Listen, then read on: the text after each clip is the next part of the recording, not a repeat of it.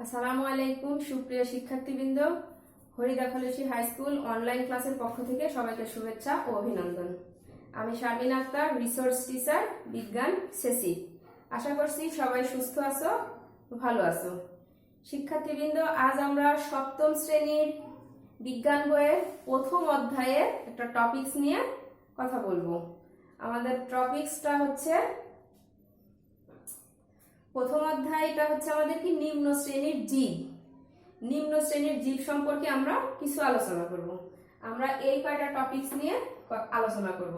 নিম্ন শ্রেণীর জীব কারা, অণুজীব কি এবং অণুজীব জগতের শ্রেণীবিন্যাস, এই কয়টা টপিকস আমরা দেখব আজকে। তাহলে প্রথমেই নিম্ন শ্রেণীর জীব। শিক্ষার্থীবৃন্দ দেখো, ভাইরাস, ব্যাকটেরিয়া,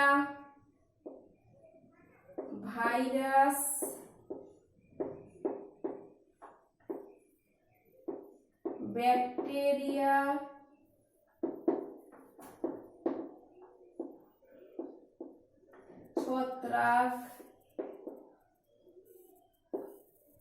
শৈবাল, অ্যামিবা, এরাই আসলে নিম্ন শ্রেণীর জীব। অর্থাৎ ভাইরাস, ব্যাকটেরিয়া, ছত্রাক, শৈবাল, অ্যামিবা এদেরকে নিম্ন শ্রেণীর জীব বলে।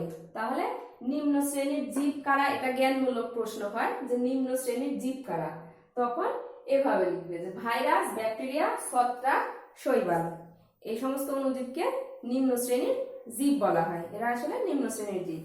তাহলে নিম্ন শ্রেণীর জীবকে আমরা জানলাম। এরপরে আসি, অণুজীব কি। দেখো, এই যে ভাইরাস, ব্যাকটেরিয়া, ছত্রাক, শৈবাল, অ্যামিবা, এই কয়টার মধ্যে এই ভাইরাস, ব্যাকটেরিয়া এবং অ্যামিবা এরা এতই ক্ষুদ্র যে এদেরকে খালি চোখে দেখা যায় না। এদেরকে দেখতে হলে শক্তিশালী ইলেকট্রন অণুবীক্ষণ যন্ত্রের প্রয়োজন হয় এবং এদের সুগঠিত কেন্দ্রিকাযুক্ত নিউক্লিয়াস নেই। এজন্য এরা হচ্ছে অণুজীব। তাহলে অণুজীব কি, এটাও কি জ্ঞানমূলক এক প্রশ্ন হয়। জ্ঞানমূলক প্রশ্ন হলে অণুজীব কি, তখন আমরা এইভাবে দিতে পারি যে আমাদের চারপাশের পরিবেশে কি অসংখ্য জীব বাস করে, কিন্তু এই সমস্ত অণুজীবের মধ্যে যাদেরকে আমরা খালি চোখে দেখতে পাই না, এদের দেখতে হলে শক্তিশালী ইলেকট্রন অণুবীক্ষণ যন্ত্রের প্রয়োজন হয় এবং এদের সুগঠিত কেন্দ্রিকাযুক্ত নিউক্লিয়াস বা কোষ নেই, তাদেরকে অণুজীব বলে। এ বলার পরে কয়েকটা উদাহরণ দিয়ে দিলেই যথেষ্ট। তাহলে জ্ঞানমূলক প্রশ্নের জন্য এতটুকু দিলেই আমরা মার্ক পেয়ে যাব। তাহলে অণুজীব কি আমরা জানলাম যে এরা, তবে কিছু ছত্রাক আছে যা খালি চোখে দেখা যায় না, অণুবীক্ষণ যন্ত্রের প্রয়োজন হয়। তবে শৈবাল তো আমরা দেখতেই পাই, আবার ব্যতিক্রম কিছু আছে যে ছত্রাকগুলোকে আমরা এমনিতেই খালি চোখে দেখতে পাই। অণুজীব হওয়া সত্ত্বেও কি এদেরকে আমরা খালি চোখে দেখতে পাই। তবে এই কয়টা এতই ক্ষুদ্র যে এদেরকে কখনোই কি খালি চোখে দেখা যায় না। তাহলে অণুজীব কি আমরা এটাও জেনে গেলাম। তাহলে নিম্ন শ্রেণীর জীব অণুজীব আমরা কি দুটাই জানলাম, আর সকল অণুজীব গুলাই কি নিম্ন শ্রেণীর। এরপরে আসি অণুজীব জগতের শ্রেণীবিন্যাস। শিক্ষার্থীবৃন্দ একটু খেয়াল করো, ষষ্ঠ শ্রেণীতে আমরা অণুজীব জগতের কি শ্রেণীবিন্যাস পড়ে এসেছি। খেয়াল করে দেখো, বিজ্ঞানী মার্গিউলিস হুইটেকার 1978 সালে জীব জগৎকে 5টি রাজ্যে ভাগ করে। মনে পড়ে? মনেরা, ফানজাই, প্রোটিস্টা, অ্যানিমেলিয়া, মনে পড়ে? প্লান্টি, অ্যানিমেলিয়া, 5টা রাজ্যে কি বিভক্ত করে। তাহলে ওখানে কি করেছিলাম আমরা, জীব জগতের 5টা রাজ্য, মনেরা, ফানজাই, প্রোটিস্টা, প্ল্যান্টি, অ্যানিমেলিয়া। কিন্তু সপ্তম শ্রেণীতে এসে একটু আলাদা হয়েছে। এখানে 5টার বদলে কি 3টা রাজ্য আমরা করব। আধুনিক যুগের বিজ্ঞানীরা বর্ণনার সুবিধার্থে এখানে রাজ্যটাকে কি 3টা ভাগ করেছে। দেখি তাহলে আমরা কি কি রাজ্য।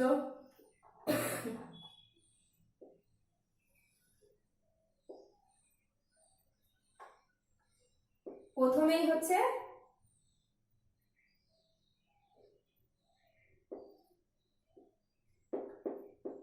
রাজ্য একের ক্যারিওটা, ক্যারিওটা বা অকোষী, অকোষীয় এরা। তারপরে রাজ্য 2 প্রোক্যারিওটা, প্রোক্যারিওটা বা আদিকোষীয়,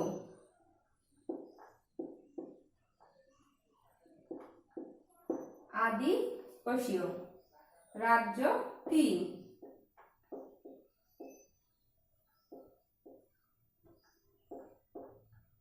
ইউক্যারিওটা,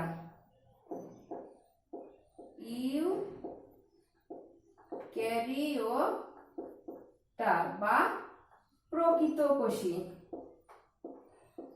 প্রকৃতকোষী। তাহলে কয়টা রাজ্য দেখছি আমরা? ক্যারিওটা বা অকোষীয়। তাহলে এখান থেকে আমরা বুঝতে পারছি যে এই শ্রেণীর জীবগুলা কি, এই রাজ্যের জীবগুলা অকোষীয়, অর্থাৎ এদের কোনো কোষ নেই, এদের দেহ কোষ দ্বারা গঠিত না। তাহলে এখানে উদাহরণ হিসেবে আমরা কি ভাইরাসের কথা বলতে পারি। ভাইরাস, ভাইরাসটা আসলে অকোষীয়। ভাইরাসের দেহ কোনো কোষ দ্বারা গঠিত না, এদের দেহ হচ্ছে প্রোটিন স্তর এবং নিউক্লিক অ্যাসিড দ্বারা গঠিত। নিউক্লিক অ্যাসিডে আছে ডিএনএ, আরএনএ। এটা সম্পর্কে বলতে গেলে আর অনেক কথা বলতে হবে, যাই উপর ক্লাসে তোমরা বিস্তারিত জানতে পারবে, কিন্তু 7 এর ক্লাসের জন্য যতটুকু দরকার আমরা এতটুকুই কি আলোচনা করব। তাহলে ভাইরাসটা হচ্ছে ক্যারিওটা বা অকোষীয়। ভাইরাসের দেহ কোনো কোষ দ্বারা গঠিত না, এদের দেহ প্রোটিন ও নিউক্লিক অ্যাসিড দ্বারা গঠিত। আর এরা এতই ক্ষুদ্র যে এদেরকে কি খালি চোখে দেখা যায় না, এদের দেখতে হলে শক্তিশালী ইলেকট্রন অণুবীক্ষণ যন্ত্রের প্রয়োজন হয়। তাহলে ক্যারিওটা কারা, ক্যারিওটা কি? যদি জ্ঞানমূলক প্রশ্ন হয় তাহলে কি আমরা দিতে পারবো না? অবশ্যই পারবো। যে সকল অণুজীবের দেহ কোনো কোষ দ্বারা গঠিত না, তাদেরকে ক্যারিওটা বা অকোষীয় বলে। তাহলে এটা কি জ্ঞানমূলক প্রশ্ন হতে পারে। তাহলে আমরা ক্যারিওটা জানলাম, ভাইরাসের ক্ষেত্রে জানলাম এই ভাইরাস প্রোটিন আর নিউক্লিক অ্যাসিড দ্বারা গঠিত। Nucleic acid. এরপরে আসি কি রাজ্য 1 নম্বর গেল, এবার রাজ্য 2 প্রোক্যারিওটা বা আদিকোষী। আদিকোষ বলতে আমরা কি বুঝি? যে কোষে সুগঠিত নিউক্লিয়াস নেই সেটাই আসলে কি আদিকোষ। তাহলে এই প্রোক্যারিওটারা কি হবে? আদিকোষীয় হবে, অর্থাৎ যে সকল অণুজীবের দেহ সুগঠিত নিউক্লিয়াস নেই, অর্থাৎ এদের কোষ আছে কিন্তু কোষের সুগঠিত নিউক্লিয়াস নেই, কোষের প্রকৃতি হচ্ছে আদি প্রকৃতির, অর্থাৎ আদিকোষীয়। এদের কোষে কোনো সুগঠিত নিউক্লিয়াস নেই, এই কারণে এদেরকে প্রোক্যারিওটা বা আদিকোষীয় বলা হয়। কারণ ব্যাকটেরিয়া, এখানে ব্যাকটেরিয়ার কথা আমরা বলতে পারি। ব্যাকটেরিয়ার দেহ কোষ দ্বারা গঠিত কিন্তু এই কোষে সুগঠিত নিউক্লিয়াস নেই, এই কারণে এটাকে প্রোক্যারিওটা বা আদিকোষীয়। এটাও কি জ্ঞানমূলক প্রশ্ন হয় যে প্রোক্যারিওটা বা আদিকোষী কি, প্রোক্যারিওটা কারা? তাহলে আমরা কি বলতে পারবো না যে যে সকল অণুজীবের দেহে সুগঠিত নিউক্লিয়াস যুক্ত কেন্দ্রিকা নেই বা কোষ নেই, এরাই প্রোক্যারিওটা বা আদিকোষীয়। এরপরে আসি রাজ্য 3 ইউক্যারিওটা বা প্রকৃতকোষী। তাহলে এখান থেকে আমরা কি বুঝতে পারছি যে এদের কোষটা কি প্রকৃতকোষী, অর্থাৎ এদের কোষে সুগঠিত কি নিউক্লিয়াস আছে, সুগঠিত কেন্দ্রিকা যুক্ত নিউক্লিয়াস আছে। আদিকোষ আর প্রকৃতকোষের ক্ষেত্রে আমরা কি দেখেছি?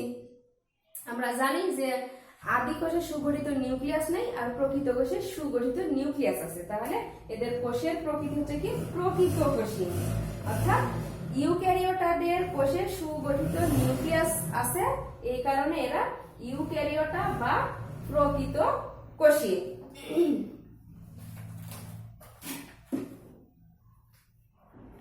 এখানে আমরা উদাহরণ হিসেবে দিতে পারি কি ছত্রাক, শৈবাল, প্রোটোজোয়া। ছত্রাক, শৈবাল, প্রোটোজোয়া।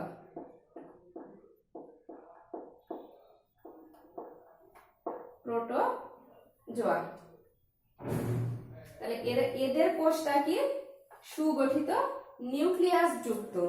তাহলে আমরা কি দেখলাম আজকে, নিম্ন শ্রেণীর জীব কারা, ভাইরাস, ব্যাকটেরিয়া, ছত্রাক, শৈবাল, অ্যামিবা, এরা আসলে কি নিম্ন শ্রেণীর জীব। আর অণুজীবটা হচ্ছে কি এদেরকে খালি চোখে দেখা যায় না, এদের দেখতে হলে শক্তিশালী ইলেকট্রন অনুবীক্ষণ যন্ত্রের প্রয়োজন হয় এবং এদের সুনির্দিষ্ট নিউক্লিয়াস যুক্ত কেন্দ্রিকা নেই, এই কারণে কি এরা অণুজীব। তারপরে কি অণুজীব জগতের শ্রেণীবিন্যাস, আমরা এখানে দেখলাম কি আধুনিক যুগের বিজ্ঞানীরা বর্ণনা সুবিধার্থে অণুজীবকে 3টা রাজ্যে বিভক্ত করেছে।